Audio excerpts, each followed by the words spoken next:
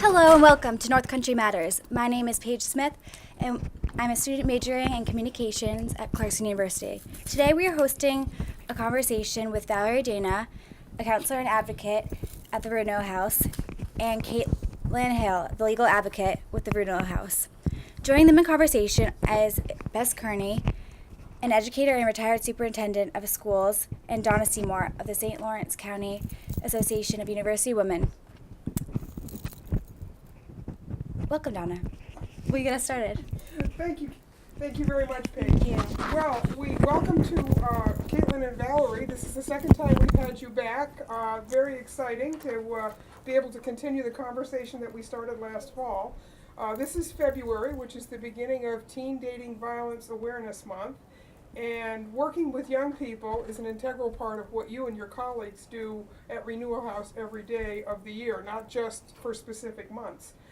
Under federal laws like Title IX and the Violence Against Women Act, and under state laws like the Dignity for All Students Act, violence prevention programs and the work that you and other community groups like you do is an important part of improving the climate in schools and at colleges for everyone. Caitlin, can you tell us a little bit about what Teen Dating Violence Month is about, what it entails, and I understand that today is Time to Talk Day, so we'll give you time to talk. Well, thank you. Thank you for having us. So like Donna said, February is Teen Dating Violence Awareness Month. It's a national movement to raise awareness on teen dating violence, kind of to show people what it looks like, what some of the warning signs are, and just really get people to talk about it and raise awareness so that we can work to prevent it. And February 4th is also It's Time to Talk Day, which is hosted by Break the Cycle's Love is Not Abuse campaign, and its aim is to generate conversations about healthy relationships and to prevent teen dating violence and abuse. So it's perfect that we are here today talking about it. That's great. That's how long has Teen Dating Violence Month been an actual event on the calendar for folks like you? I think it's been about 10 years or so that it's been around, and we're just, still working to raise more awareness about it and get people knowing. And, dating violence, as we'll talk about later, has kind of changed, given the technology and given different things that are coming up. So we'll definitely be touching on that, and it's interesting to see how it has changed over the years. Thank you, Bess. Yeah, Val, tell us, what are some of the activities that Renewal House is planning to highlight Teen Dating Violence Month? Well, we at Renewal House have done various presentations at schools all throughout the county, targeting, because it's teens, mostly high schools, but we have done middle schools as well. We do tabling events at colleges too, just to get awareness out there in all the colleges so that people know that we're here to help. And again, like Kate mentioned, the warning signs of what to look for, what some of the typical cases might look like. This Saturday, actually, February 8th, we have our second annual Glass Slipper Ball, which is it's open to the public, and it doesn't target teen dating violence necessarily, but it's to support all victims of sexual assault and domestic violence, and teen dating violence being part of that spectrum falls under there. So we invite everybody to that too. The Glass Slipper Ball. Yes. Is this a first or does second annual? So they had it last February as well. Excellent. Yeah. Sounds like fun. Should be a good time. And that's also a fundraiser for you folks as well. Yes, So yep. It's a kind of a dual purpose event to raise awareness as well as Have a night out. Have a night out. Exactly. Absolutely. And this is Cabin Fever Month on top of Yes. everything else, so that sounds like a great event. I'm sure you also love it when other community groups sponsor events like this. The AMVETs in Hubleton have a Valentine's Day dance coming up that is designed to raise money for bullying awareness. And bullying, of course, goes kind of hand in hand with other kinds of relationships issues. This dance is known as the Spread the Love and Stomp Out Bullying campaign, and it's going to be an old-fashioned sock hop with live music from the 50s and 60s, and participants are encouraged to wear authentic 1950s clothing, which they will undoubtedly have to dig out of their grandparents' closets. So that's just one example of how a community group can do something as well. Well, this question, I guess, is for both of you, and that is how does and can Renewal House support community groups like this, and do you have your own ideas that community groups might do? Absolutely. We were talking, actually, we're kind of brainstorming with this and thinking that a lot of times if people hold events like this, we would be more than happy to give out our information at them, like do like maybe a tabling event during the event itself to make sure people know that we're here and what we're about and that we're there to help for issues, you know, such as bullying or any of those teen dating violence issues that are out there. And we also, the glass zipper ball is another one of those, and we're always looking. Most of the time people approach us for ideas, and we're always willing to entertain them and see what we can do, work around our schedules to jump in and be there and be available to help and get our information out that way. So you would have a table at these events. Yeah. You've done this in the past, I assume. Mm-hmm. Do you ever have an instance where, on the basis of your just being there, somebody will at that point ask for help or advice? Yes, Yep. absolutely. And sometimes, depending on the scenario or the situation, we could talk about it then, or other times we'll make sure that they have our information and say, you know, we're available to call just so it's more confidential for them. And they know that we're here to help and that it's good to put a face with our agency so that people can feel more comfortable reaching out to us that way too. Which is what you're doing right now. Absolutely. So if somebody was watching right now and decided, oh boy, what I'm hearing is happening to me, what's their first step? What would they do? Just They pick could up the call our phone. number right now and talk to an advocate right now because we have a 24-hour hotline, and they would be in touch with an advocate immediately who could help discuss their situation and figure out what their options are and if there's anything we can help them with in that matter. Renewal House. That's all Absolutely. they need to remember. Yes. Okay, good. Excellent. You know, that's a good segue to the next part of our conversation, Caitlin. Would you give us some of the red flags in a relationship that indicate that perhaps a young person is in an abusive dating relationship? It's certainly, I imagine they run the gamut from things that are very overt and things that are very subtle and are hard to identify. Definitely. One of the things that strikes me as a big issue is constant communication. And in this day and age with technology and with cell phones, people feel the need to be in constant contact with each other. And you think you have to answer your cell phone the minute it rings. And, you know, if your partner is always needing to be in constant communication with you, always needing to know where you are, what you're doing, who you're with, you know, if they're sending you lots of texts in a row. You know, if you're in class and you get out of class and you have 15 text messages from them, even if they're all saying nice things, that's still a red flag because, you know, you're in class for, let's say, an hour, you know, 45 minutes or an hour, and he should be knowing that you're in class. So why the need to text somebody 15 times in a row? You know, that should be concerned that there's something else going on there. You know, having to tell him where you are at all the time is not healthy. And that runs in both directions. A girl can be just as obsessive about her boyfriend as a boy can be about her girlfriend. So it's important not to stereotype these Definitely. relationships Yep. because it can be go in either direction. Yeah, definitely. Absolutely. Both girls and boys can be victims and can be the perpetrators of dating violence. Another thing that we're seeing a lot is jealousy and possessiveness. Those are not signs of love. They're signs of insecurity and a need for control. You know, trying to dictate who you should spend your time with, and you shouldn't hang out with these guys because I trust you, but I'm worried about what they might do, or I'm worried about that. Well, that's not really the issue. If you really trust your partner, then you don't really care who she spends her time with. You know, she can go to that soccer game and hang out with a group of friends that are guys and girls. It shouldn't matter who they are. And these are many of the same kinds of behaviors that we talked about last fall when we were talking about more adult type relationships and domestic violence. This is just the same thing with a younger face on it, isn't it? Yeah, a younger face and, you know, new means to do it. Cell phones, technology, Facebook, which I think Val's going to talk about in a little bit. Also, one thing we're seeing a lot is threats to hurt themselves or kill themselves. A lot of people are taking that as compliments. Oh, he loves me so much that, you know, if we ever broke up, he'd kill himself. that's not a compliment. You know, that's a scary thing. And mental health issues are serious things. Whether he is going to kill himself or he's not, the fact that he's saying that should alert you, and it should be cause for concern, because that's not a healthy and appropriate way to act. You know, and that actually brings up a good point, because many times, pardon me, adults don't know how to handle that threat.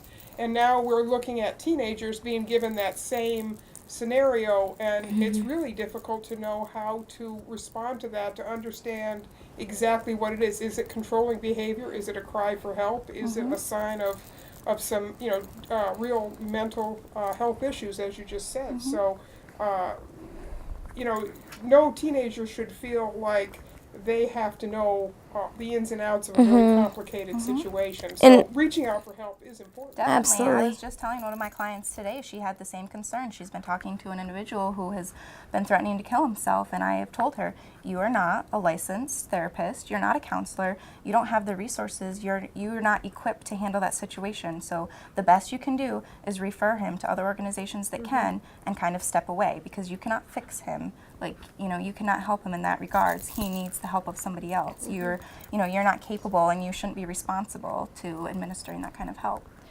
That's interesting, Caitlin. So what you're saying is that dating violence goes beyond just behaviors. There's a definite mental health component to those behaviors that we need to take seriously. There can be at times. Okay. It's not, you know, across the board, because the main Okay. thing of domestic violence and dating violence is the need to gain power and control.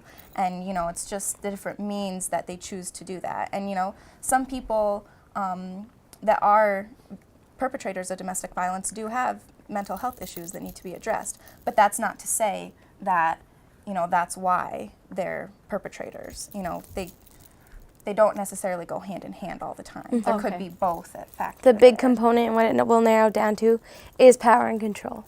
That's usually, you know, their end game. That's what they're looking for.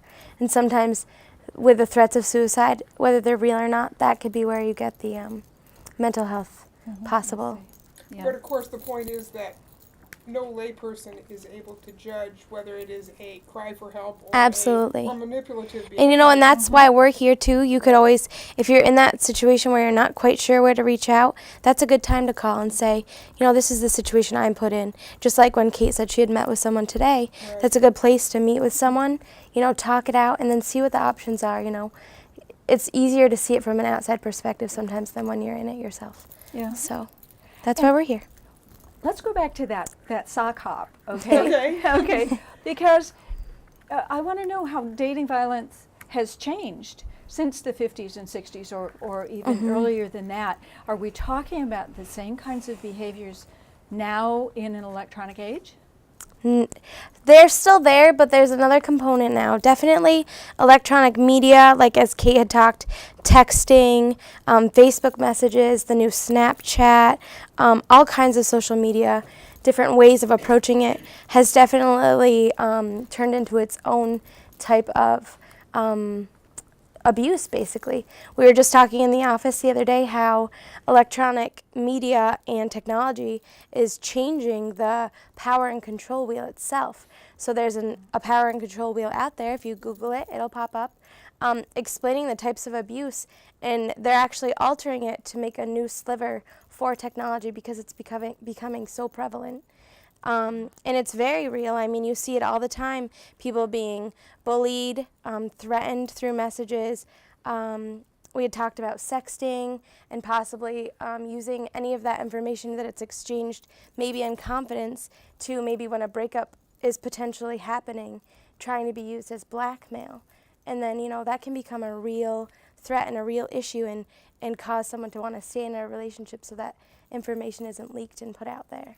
And that, So- and those are really, that crosses over into real criminal behavior. Absolutely. And of course, one of the interesting things is that you actually, those records don't disappear. They are actually out there, and they can be used as proof in a case where something needs to be handled perhaps through the criminal justice process rather than through an advocacy process. Then that actually is available to be used in that way. Yes. So that's, I think, something that that kind of media awareness is something that people don't have a good understanding of.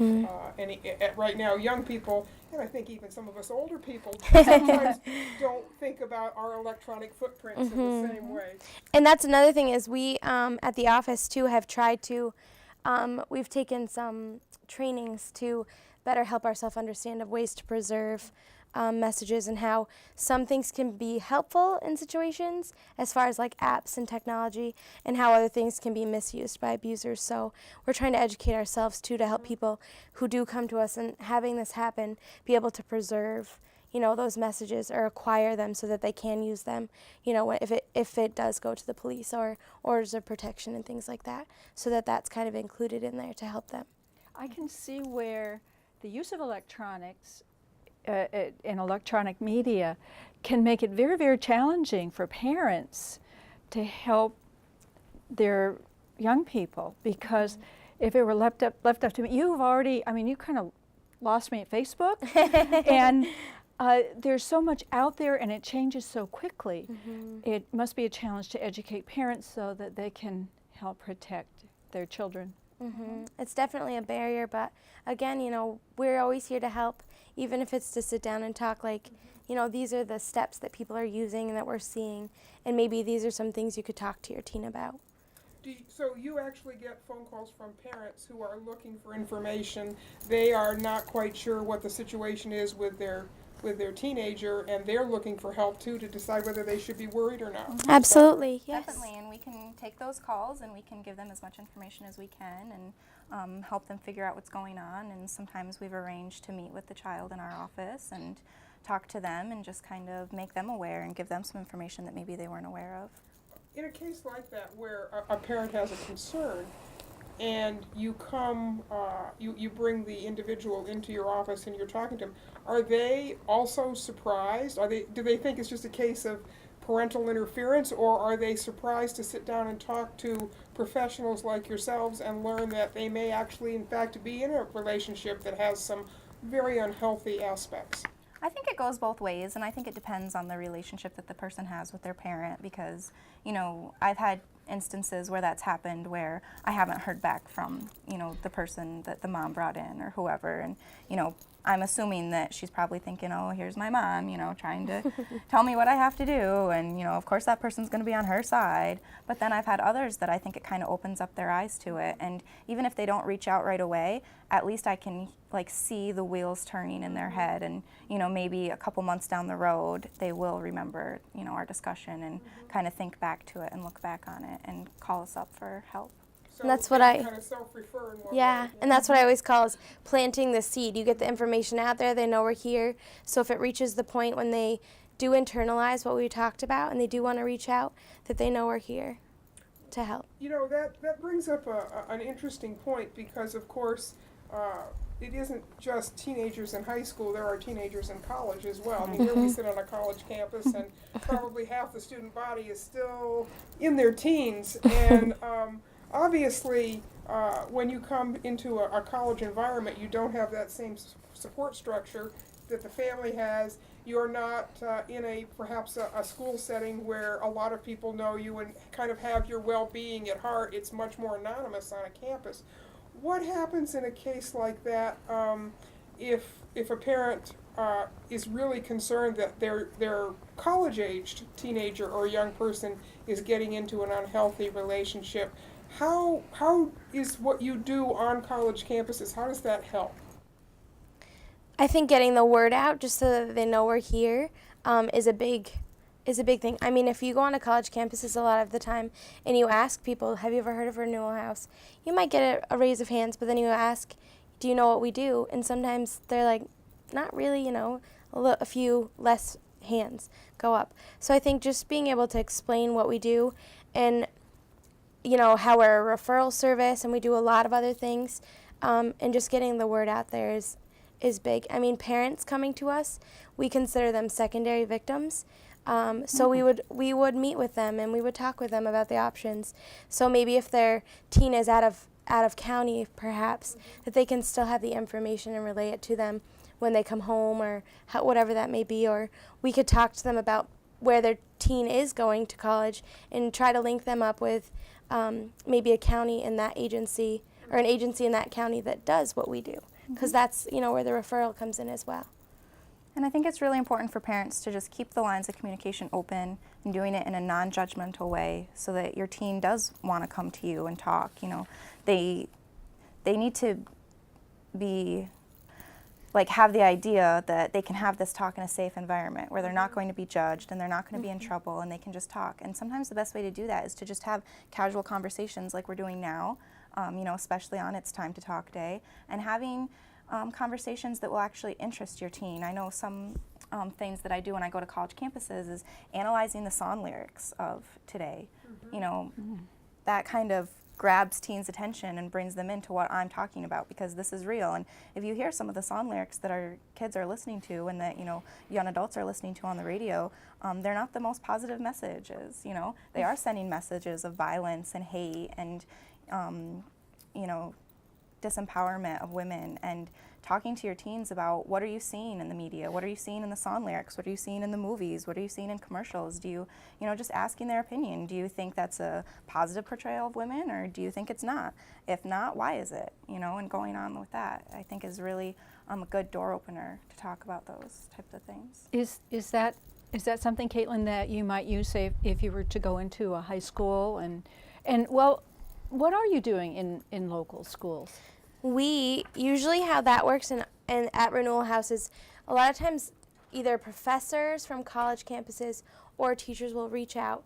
They usually call our office, and then when that happens, we kind of have our own little form that we fill out, trying to get the age group where they would like us to present to, kind of the prevalent issues that are going on at the time, so that we can kind of tailor our presentation to it. So for instance, we talked about bullying being a very real issue sometimes, so then we would tailor that presentation to bullying. We had one not long ago at Potsdam School that was on teen dating violence, so then we tailored a presentation for that. So we kind of just work with the teachers or professors, whoever it is, and what they're seeing in their classrooms to make sure it's real and that it'll actually touch those students that we present to, because they will be the ones seeing it as well. Maybe it's the students going to the teachers asking, you know, can you talk about this? Because I'm seeing my friend over here who's in a relationship, or maybe them themselves are. So I think that that's kind of a good way to approach it. You know, we see it, or they see it, they reach out to us, then we go in and we give information on it. You brought up an interesting point, and that is peers. I can see where peers could really be a big help if they knew what signs to look for, but there must be some barriers, especially in high school, to, I like this person in the relationship, am I going to blow him in because I see signs of dating violence? It must be difficult. What do you It is, tell and the key peers? factor about abuse is silence. You know, silence is key, and that's why we're just here to talk about it, and we're here to, you know, look at issues how they are, because a lot of people just stay silent about it. Maybe, you know, they're embarrassed about what's going on. Maybe they're afraid of getting somebody in trouble. Maybe, you know, that's part of the reason why people don't know the issues, and you don't know what's going on behind closed doors, because people just don't want to talk about it. So, you know, getting to talk about it is a huge first step in just breaking down the barriers to get to those people and say, we're here to help. Yeah. Do you have any words of advice for teens about what do you do if you suspect that a friend of yours is a victim? I think being there and being able to be just open up and have open dialogue with them is going to be very helpful. I mean, pushing people to go talk to someone isn't necessarily the right mode to go, because sometimes people know. I always say, you know your situation best. You know, when it's hit a point when you're going to go and you're going to feel comfortable talking to someone. So I always say, you know, go with your own gut, but be available. We've had some people come to us saying, you know, I'm getting really close to being upset with my friend, and I've reached out to them, and they're closing me out, and I'm getting ready to just, you know, write them off as a friend. And honestly, that's empowering the abuser. That's what they want. Their end game is isolation. Yeah. So we always say, if it reaches that point, let your friend know you're going to be there in the end, and then leave it at that, so that they know that they have someone to reach out when it hits that point. You know, you spoke a couple of minutes ago about the fact that often when you go into a school setting, a public school setting, it's because you've been invited in to address an issue that is visible in that school. Well, that probably also means that there are things that haven't quite reached the threshold of visibility. So what happens in a case like that when you know you're coming in and you've been asked to address bullying or you've been asked to address dating violence, but you know there's a larger stew pot, shall we say, of behaviors. And I imagine when you have a discussion in a classroom or in a larger setting, you also are going to have something that may trigger a real emotional problem in somebody who's been through something, maybe not in a teen dating violence, but perhaps in a family situation. So how do you handle that when those kinds of things come up? Because the kinds of discussions that you're having could be real emotional triggers for people who've been through difficult situations. They definitely can, and that's why, you know, all of our advocates, I think, are you know, able to stay after longer and talk to that person and let them know that we can do one-on-one counseling. We can go into the schools, you know, in their free periods in their study halls or whatever, and, you know, they can meet with a counselor in, you know, a confidential private location in their school, and we can be there to talk with them about what's been going on and any issues that they might have. Do you get called in by schools to address individual issues as a resource? So that's, Absolutely. And of course, this is a big county, so you have relationships with all of the school districts. Is that correct? Yep. That's really good. Sometimes we have in the office, we have a list where some advocates are assigned to certain schools so we can make sure we cover all of them.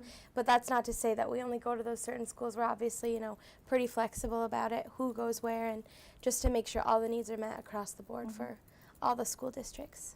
So. Yeah, that's a big responsibility, and it's a big county. There's a lot of people to be covered in that way. Yes. That's really an impressive. And there's how many of you in your office? 10. 10. So. And that's part of the reason, too, why we ask the schools to reach out to us, you know, because it is such a huge county, and we are the only domestic violence and sexual assault agency for the entire county. And, you know, with 10 advocates working and with our 24-hour hotline, it does get tricky to, you know, handle every little thing. So it's a lot easier if somebody, we always say, if you want us, we are here. We can make ourselves available at any time. So just make that initial call and reach out to us, and we'll go from there. What about children who are younger than teenagers, and you know, situations where do you have opportunities to deal with elementary age kids as well as middle and high school? Yes, we actually have a child advocate and educator at the office, and she does a lot of the presentations, but again, that's not to say she's the only person. We all have our fair share. And she does pop out to Head Starts, pre-Ks, kindergartens, all the elementaries as well. She has her own little programs that she does. One I think is called Hands Are Not for Hitting, that kind of teaches the bullying thing. Start young, that's what we always say. And then another one that I keep my body to myself. My body belongs to me. So it's really good. Like, start young so people know how to keep your body safe, what's good, what's healthy, and then build up. Just last week, my kindergartner granddaughter was giving me the pep talk about that she had gotten into school, and you know what you do and all that. So I know it works because you know they are. She's 6 and she's aware of some of these issues, and you know, so it's a great advertisement for the kind of work that you're doing. That you're really creating awareness at that age, because knowing what to do takes away some of the uncertainty, and it certainly takes away some of the fear of speaking out, so maybe there won't be as much silence, which surrounds some of these issues. Absolutely. Exactly, and you're giving the young people the vocabulary to know what do I say, and if I know this is and wrong. where to go and how to approach the situation. So you don't have to feel embarrassed or shamed or scared to go, because it's not that you did anything wrong. You know, and we always make sure people know that you're not in the wrong, so don't be afraid to reach out for help. Excellent. And that we know happens all the way up through, all the way into college, that people who get into very difficult situations don't know how to speak about these things, don't know how to talk about them, and do keep silent, and that allows this behavior to become endemic at some places, because no one is willing to speak up. But But if if a 6-year-old is empowered to speak up, then by the time that 6-year-old is 16 or 26, perhaps they'll be in a much different position. Absolutely. We hope. Education is power, and it's key, I believe, for sure, and with these issues, for sure. And I'm glad to know you start at such a young age. Yes. That's great. Yeah. What remaining points would you like to get across in our last few minutes? What key things haven't we touched on that you both think are really important? Well, one, you're not alone and that we're here to help. We offer options. We're never going to pressure anybody into doing anything that they don't want to do as far as reporting to the police or talking to their parents because, age is a barrier in some of these cases. They're not 18, so they know to get certain things, they have to talk to their parents about them. So come to us. We can discuss the options. We can help maybe ease in and talk with the parent with them and, be there as a barrier if they feel really nervous about that. And to know that we're victim-centered, we're here 24/7, we're free, which is always good, that's always a concern, and we're confidential, so they can call anytime, and the phone number is 379-9845. So. That's great. All right. Caitlin and Val, thank you so much for being with us. You're coming back in April. We're going to be talking about Sexual Assault Awareness Month, which that is, so I'm certainly looking forward to that conversation, and you'll have a lot more programmatic information for us based on college campuses, I think, at that time. Absolutely. So thank you, Definitely. and thank you Thank to you. Beth. Thank you. My Thank you for having us. Thank you. That was wonderful to listen to. Our time is up, and these conversations are a production of North Country Matters, produced here in the WCKN.